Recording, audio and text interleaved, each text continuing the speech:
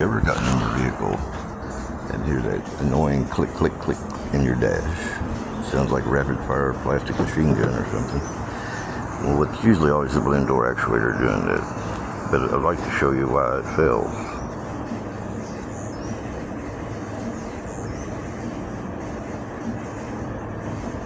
That gear right there is teeth missing. When it gets to the spot with the missing teeth, all I can do is click. So that's why your blend door actuator fails.